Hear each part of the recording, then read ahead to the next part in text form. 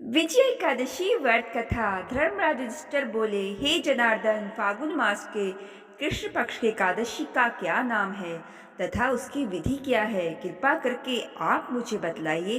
श्री भगवान बोले, हे राजन, फागुन मास के कृष्ण पक्ष की एकादशी का नाम विजया एकादशी है। इस व्रत के प्रभाव से मनुष्य को विजय प्राप्त होती है।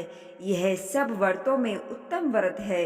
इस विजय एकादशी के महत्व के श्रवण व पठन से समस्त पाप नाश को प्राप्त हो जाते हैं। एक समय देव ऋषि नारद जी ने जगत पिता ब्रह्मा जी से कहा, महाराज, आप मुझसे फागुन मास के कृष्ण पक्ष की एकादशी का विधान कहिए। ब्रह्मा जी कहने लगे, हे नारद, विजय एकादशी का व्रत पुराने तथा नए पापों को नाश करने वाला है। इस विजय एकादशी की विधि मैंने आज तक किसी से भी नहीं कही। यह समस्त मनुष्य को विजय प्रदान करता है। त्रेता युग में मर्यादा पुरुषोत्तम श्री रामचंद्र जी को जब 14 वर्ष का वनवास हो गया, तब वे श्री लक्ष्मण तथा सीता जी सहित पंचवटी में निवास करने लगे। वहां पर दुष्ट रावण ने जब सीता जी का हरण किया, तब इस समाचार से श्री रामचंद्र जी तथा लक्ष्मण जी अत्यंत व्याकुल हुए और सीता जी की खोज में चल दिए।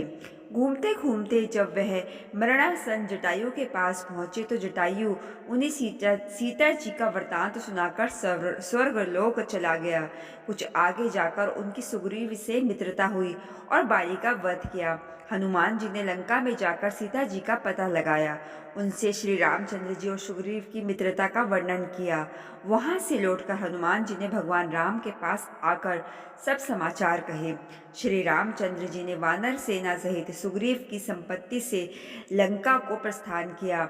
जब श्री रामचंद्र जी समुद्र से किनारे पहुंचे, तब उन्हें मगरमच्छ आदि से युक्त उस अगाध समुद्र को देखकर लक्ष्मण जी से कहा कि इस समुद्र को हम किस प्रकार से पार करेंगे? श्री लक्ष्मण जी ने कहा, हे पुराण पुरुषोत्तम, आप आदि पुरुष हैं, सब कुछ जानते हैं। यहाँ से आधा योजन दूर पर कुमारी द्वीप में वकदालभ्य नाम के मुनि रहते हैं। उन्होंने अनेक ब्रह्मा देखे हैं। आप उनके पास जाकर इसका उपाय पूछिए। लक्ष्मण जी के इस प्रकार के वचन सुनकर श्री रामचंद्र जी वकादालभ्य ऋषि के पास गए और उनको प्रणाम करके बैठ गए। मुनि ने भी उनको मनुष्य रूप धारण किए हुए पुराण पुरुषोत्तम समझकर उनसे पूछा कि हे राजन, आपका आना कैसे हुआ? रामचंद्र जी कहने लगे, हे ऋषि, मैं अपनी सेना सहित यहाँ आया हूँ और राक्षसों को जीतने के लिए लंका जा रहा हूँ। आप कृपया करके समुद्र पार करने का कोई उपाय बतलाइए। मैं इसी कारण से आपके पास आया हूँ। वगदालभ्य ऋषि बोले कि हे राम, फागुन मास के कृष्ण पक्ष की एकादशी का उत्तम व्रत करने से निश्चय ही आपकी विजय होगी। साथ ही आप समुद्र भी अवश्य पार कर लेंगे।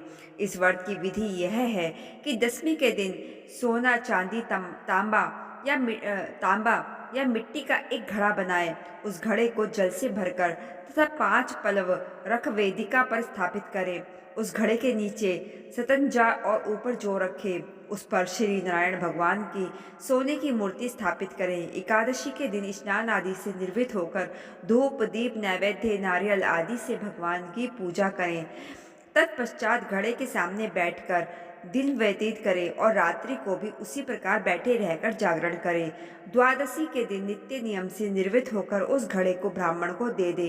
हे राम, यदि तुम भी इस व्रत को सेनापति सहित करोगे तो तुम्हारी विजय अवश्य होगी। श्री रामचंद्र जी ने ऋषि के कथा अनुसार इस व्रत को किया और इसके प्रभाव से दैत्यों पर विजय पाई। अतः हे राजन, जो कोई भी मनुष्य विधि पूर्वक इस व्रत को करेगा, दोनों लोकों में उसकी अवश्य विजय होगी।